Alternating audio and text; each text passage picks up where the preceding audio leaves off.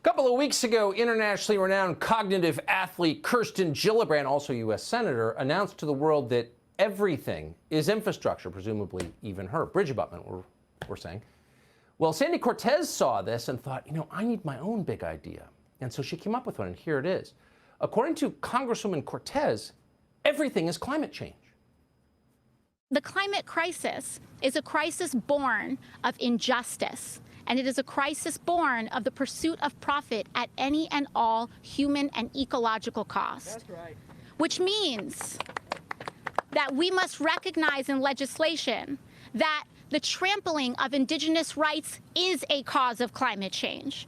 The trampling of racial justice is a cause of climate change, because we are allowing people and we are allowing ourselves to make sure, we are allowing folks to deny ourselves human rights and deny people the right to health care, the right to housing and education.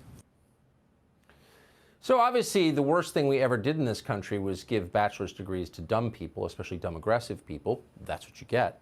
Mark Stein isn't originally from this country, so he's got a clearer picture of this. He joins us tonight to assess. It turns out, Mark, that climate change is racism, is indigenous rights, is infrastructure. It's all bad, give me power. That's my read on it, but, I'm not great at textual analysis. What do you think this means?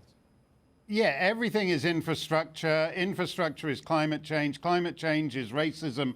Racism is everything. You said, I think it was about something Ibram X. Kendi had been saying, that you rolled your eyes. Your reaction to this is to roll your eyes. My reaction is to roll my eyes. I would be happy to pitch an eye-rolling hour every night on this channel for these kinds of stories. But the fact is that nobody who matters rolls their eyes at AOC. They all take her seriously. Nobody laughs. Even people who have a low cunning, like Chuck Schumer, who isn't an idiot. He may be depraved in certain political sense, right, but he's not an idiot. No, and he knows that he can't go up against this. And I found myself when I first saw this story, I was thinking, well, this is actually pretty ridiculous, because, for example, racial justice, well, what does that even, the transatlantic slave trade reached its height during the Little Ice Age, which was also when the French and Indian Wars occurred. So there appears to be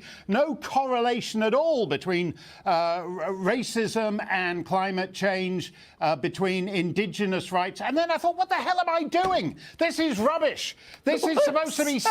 This is supposed to be science. I've been in a 10-year lawsuit in Washington, D.C. up against the guy who invented the climate change hockey stick. And he's a scientist, and his position is that in the last millennium, nothing happened for 9 centuries, and then you, Tucker, got into your SUV and fried the planet. And that's a completely idiotic theory, but at least he's not trying to sell the world on the idea that somehow climate change correlates to racism.